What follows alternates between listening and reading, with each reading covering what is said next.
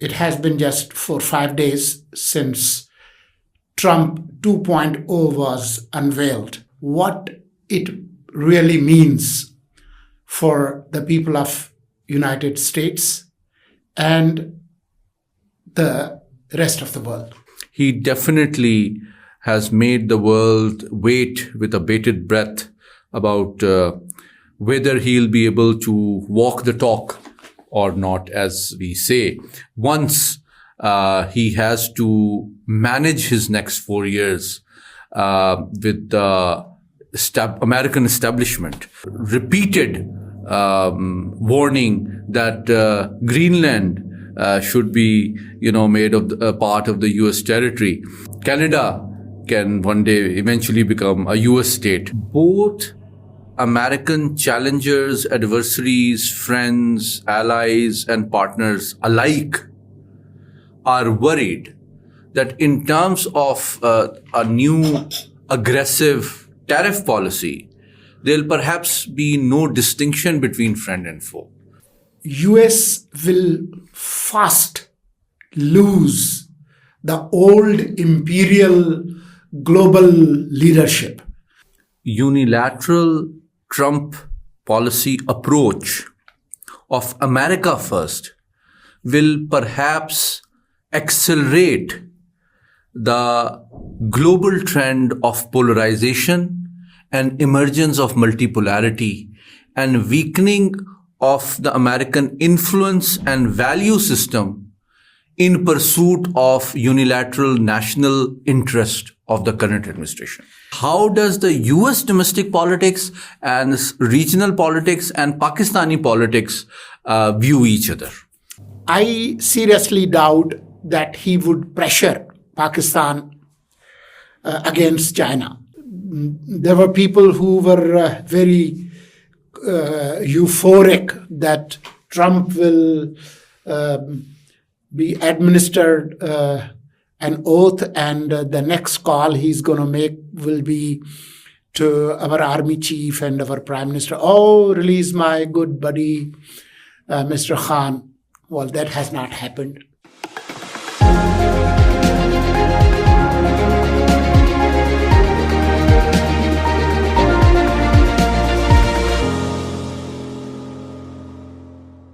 With a fresh episode of The Weekend, I am Murtaza Solangi.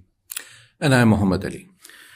Well, last week there were some issues. We couldn't have our regular chat. But today we are here. And as you know, it has been just 5 days since Trump 2.0 was unveiled. So why don't we talk about what it really means for the people of United States and the rest of the world? What has happened? Murtaza, thank you so much. Definitely, Mr. Trump must be credited with starting his second innings on a very exciting note. He cannot be blamed for making US politics and policy boring and predictable. So true to his reputation and tradition, he used the opportunity of his first address as well as his recent interaction at the World Economic Forum to share his ideology, his agenda, his policy preferences, his warnings to challengers and competitors, and some sort of snap on the wrist to the allies and partners as well. So I will start by saying that he definitely has made the world wait with a bated breath about whether he'll be able to walk the talk or not, as we say. Once he has to manage his next 4 years with the American establishment. So let's see if he can actually deliver what he has promised in his election campaign. More specifically, we can look at 3-4 of the most important and critical aspects of his emerging policy agenda. In terms of foreign policy approach, the most significant trend that one can immediately recognize, unlike any of his predecessors, is that despite being the preeminent superpower of the world, Trump will perhaps recover and repair American statecraft from reducing its dependence on hard power and relying more on economic coercion as the main instrument of US policy to punish challengers and adversaries, and also force allies and partners to follow the US policy line. That is the first aspect. And you can instantly recognize that even NATO has been warned that they need to pull up their socks and make a more substantive economic contribution towards the European security and not depend too much on the US. In fact, he used the opportunity at the World Economic Forum to warn NATO that it seems that the only US is offering security commitment to Europe while not expecting anything in return from the Europe. Secondly, a very interesting aspect, which I'm sure you must have noticed, is the renaming of the Gulf of Mexico into Gulf of America, and also repeated warning that Greenland should be, made of part of the U.S. territory, and not to mention the promise that Canada can one day eventually become a US state. So he has really unnerved these regional countries. However, in terms of defense, the most significant thing is that he has demanded NATO, and which means Western Europe, to make a more substantive financial and military commitment towards collective security and not expect too much from the Americans. But this will perhaps weaken NATO, because this will incentivize Western Europe to improve its relations with Moscow. And Beijing. And that is something which perhaps reinforces Trump's other agenda of ending two major conflicts. And there is already talk going on that can he be a potential candidate for a Nobel Peace Prize if he actually brings the Ukraine conflict and the Gaza conflict to an end. So I think these are very interesting times, and he's leveraging the revival of oil and gas industry in the US, exit from the Paris Treaty and from the Kyoto Protocol, and dismissal of the environmental concerns. And I think this offers a very interesting opportunity. And you must have noticed that MBS has already spoken with Trump, and there is a promise of an investment worth more than 600 billion Saudi dollars into America, which Trump has said is not enough, and he expects at least $1 trillion worth of Saudi investment. So I think as a true businessman, he's a hard bargainer, and he's very demanding, and he's unnerving both friends and enemies.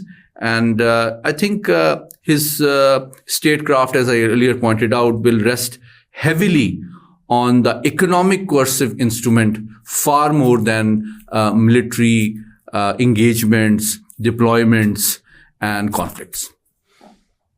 Wonderful. But let me first ask, Trump's return to White House has drawn a lot of interest and expectations in some part of Pakistan and this region. What's your take on that how does the US domestic politics and regional politics and Pakistani politics view each other?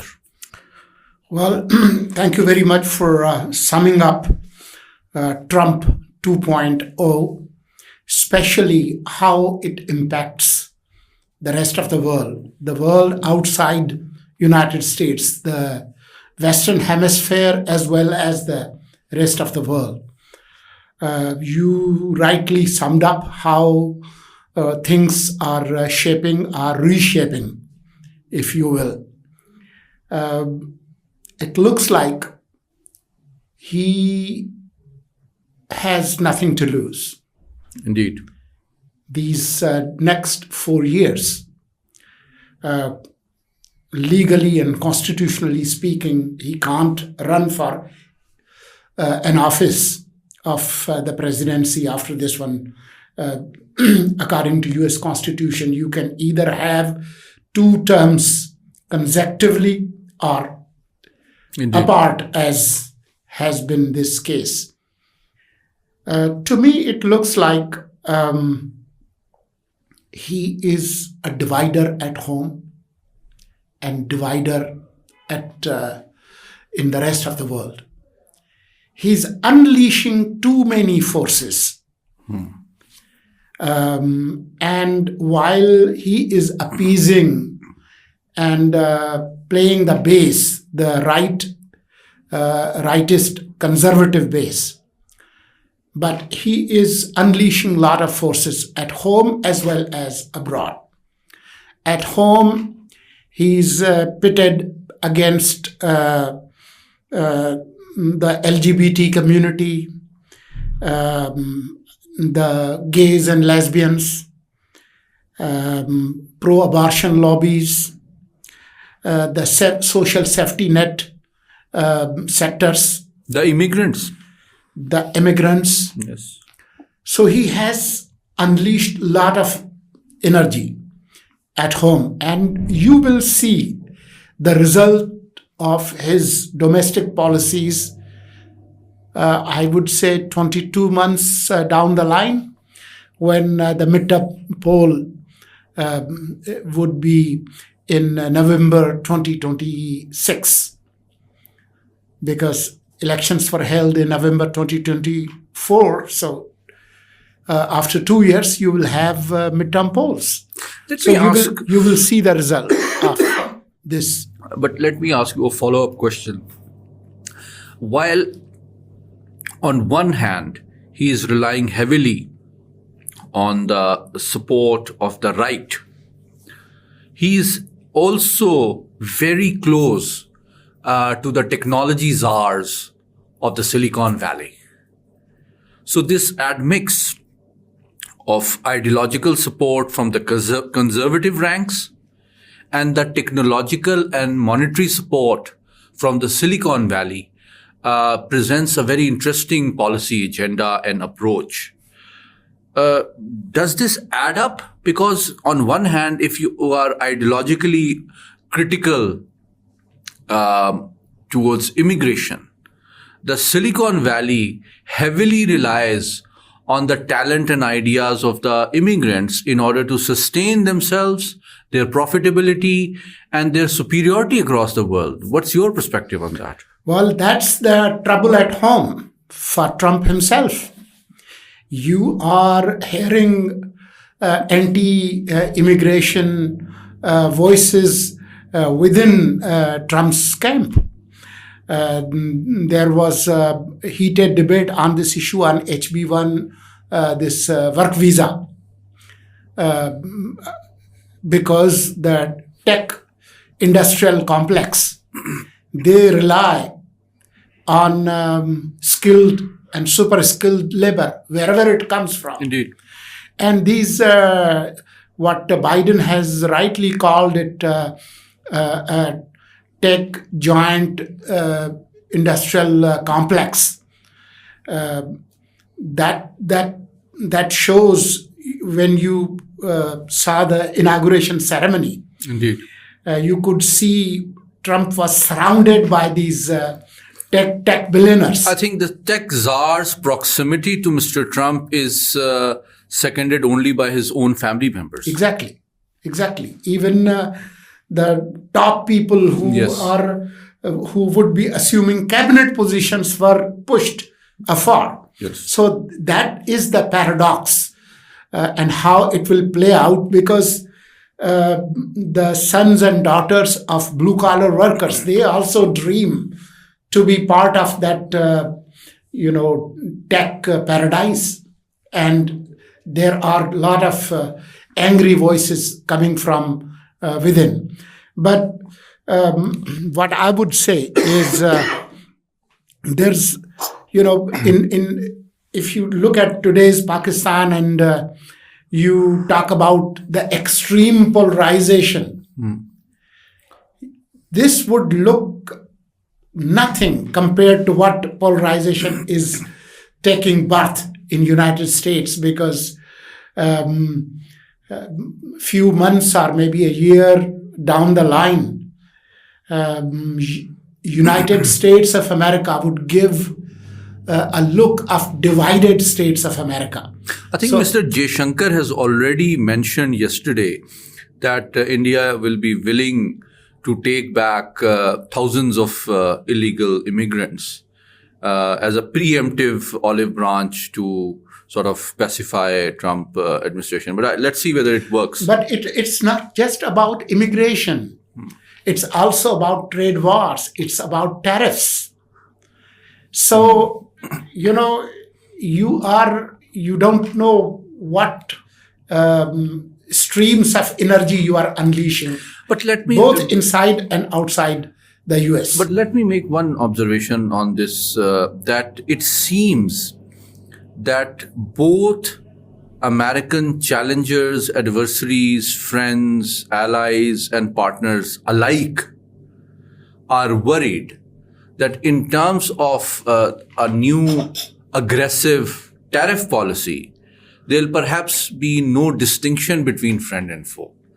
The Americans, the Canadians, the NATO allies and partners are as worried about tariff increases as is China. True. And that's where a new situation would be created, where US will fast lose the old imperial global leadership, because when everybody is there for themselves, then every country has to protect their interests. So those global alliances and multilateralism will take a backseat. I think that's a very important point that you have made. That's why they are getting out of WHO and other. Yes. It would create a situation where you might hear voices coming from Europe and rest of the world.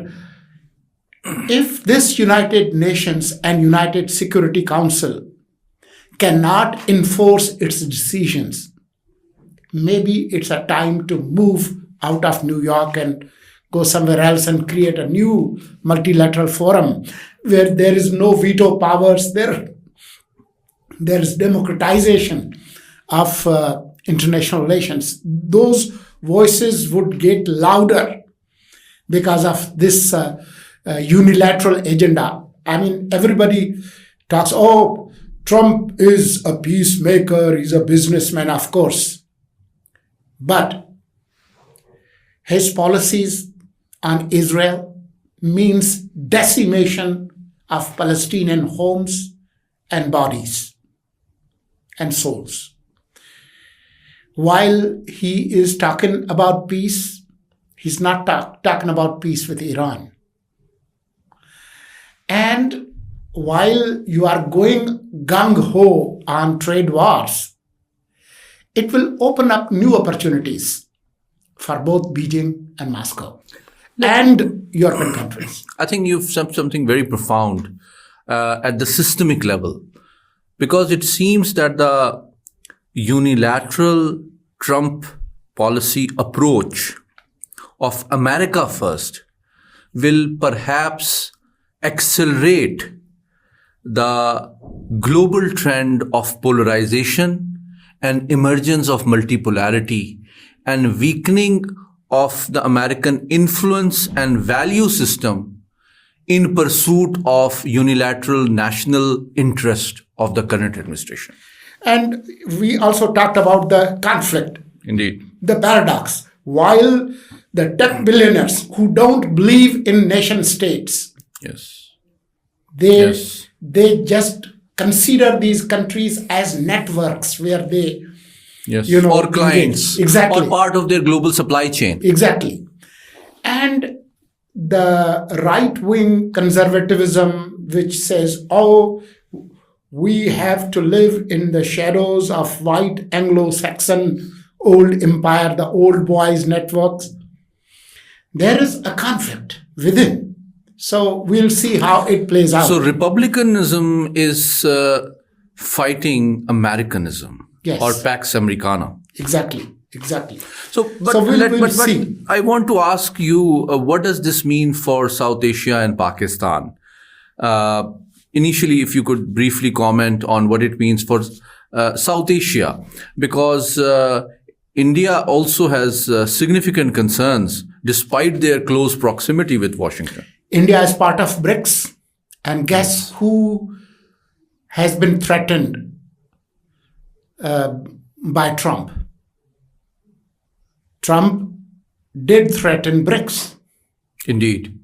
Yes. And it did not distinguish India. Exactly. Yes. So, as I have read and talked to some people, many believe that Trump would stick to the isolationism of President Hoover and Monroe Doctrine, Yes. where US will limit itself to dominating the Western Hemisphere and forget the rest of the world. So this opens up new opportunities and thinking, even for India. Indeed. If, they don't give a damn about our part of the world, then every country has to look for their own national interests. And I think it translates into huge economic and diplomatic relief for Moscow. Exactly. Because if US reviews and reduces its security commitment towards Western Europe, I think already in France and Germany, there are important and influential voices being raised, then that Europe should, rise to the challenge and meet its own security needs and review its own policies and reduce the hostility with Moscow, Correct. which will translate into revival of the energy market, which Moscow enjoyed traditionally with Western Europe, which means that Biden's sanction regime against Moscow will perhaps crumble as a result of the Trump's new policy. Despite the fact that MBS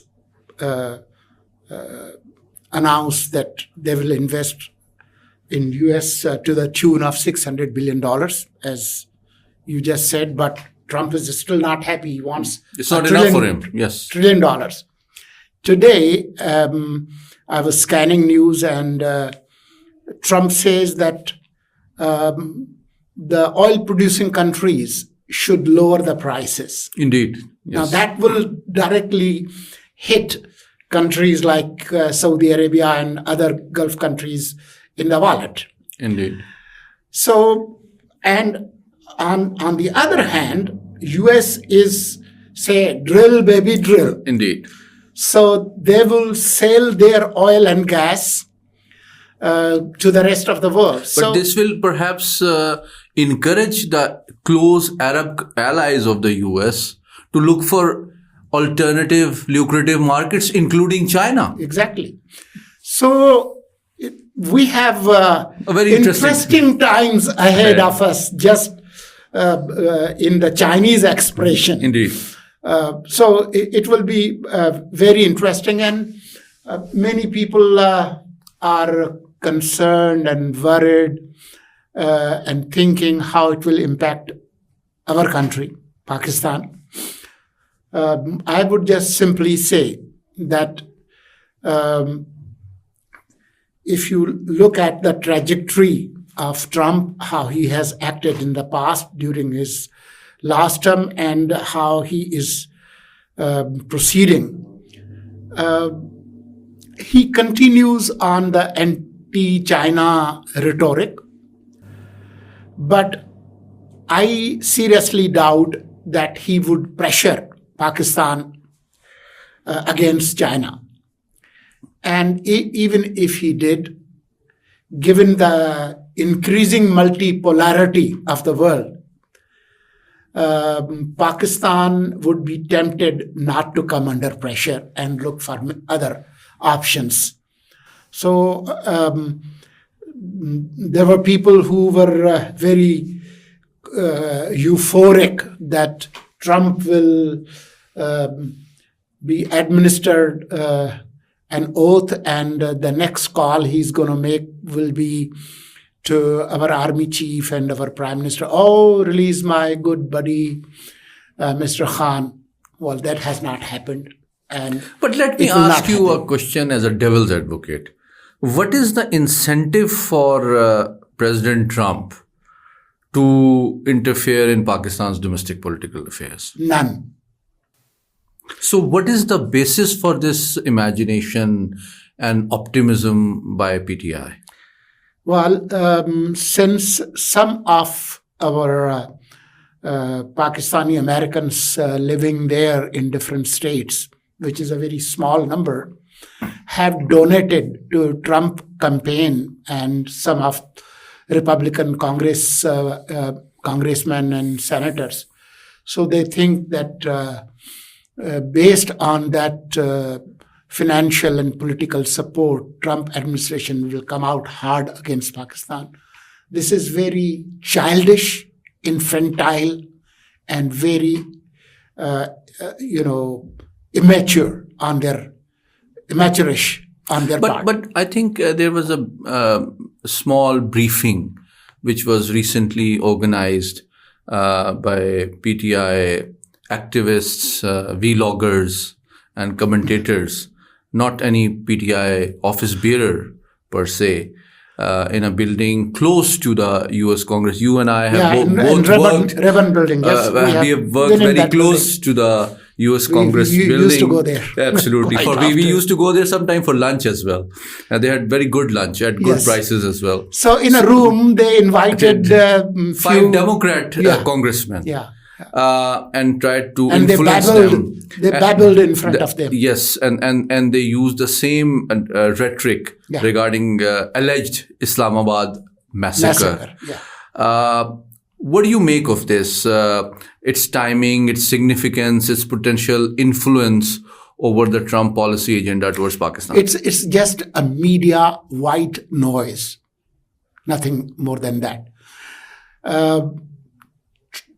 Trump policy actions related to Pakistan will come out of White House, from nowhere else. Not from the Rayburn building, not, from K Street. Yes. They'll come from 1600 Pennsylvania Avenue. Yes. And given the patrimonial system of governance that Trump espouses, the decisions would be made by him and him alone, with the help of his kitchen cabinet.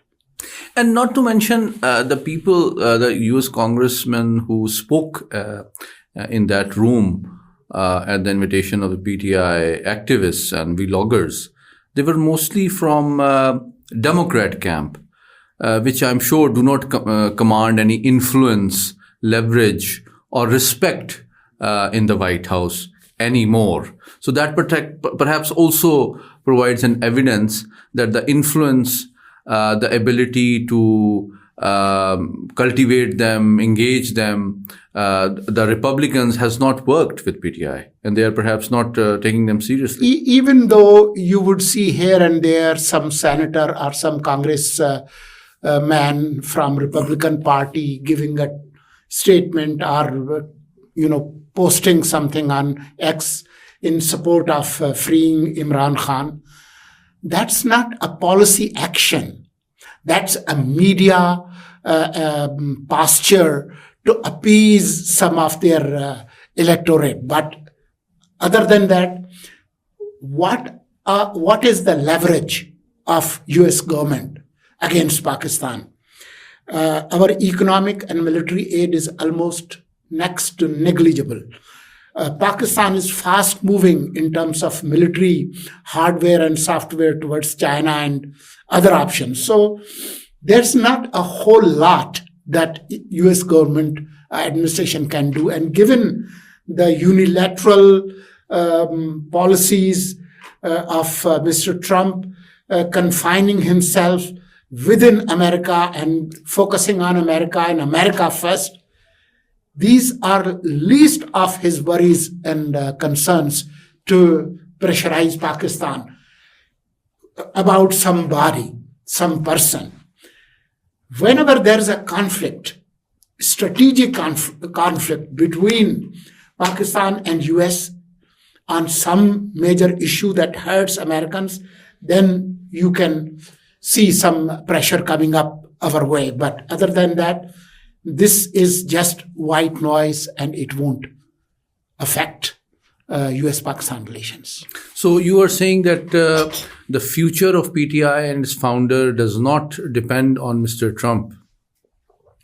It doesn't. And in this room, before this microphone, I have said it time and again that the only relief he can get and his party can get is if they adopt political approach.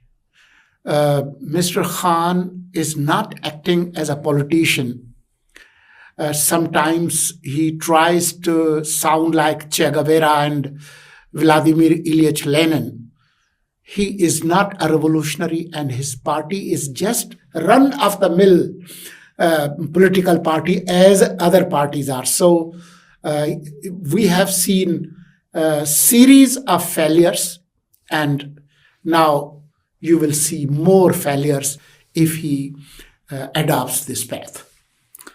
Mr. Solangi, thank you so much for joining us on another very informative discourse on what goes around the world and what it means for all of us. Viewers, thank you so much for joining us. Please keep watching this program and don't forget to share your feedback and suggestions. Thank you so much.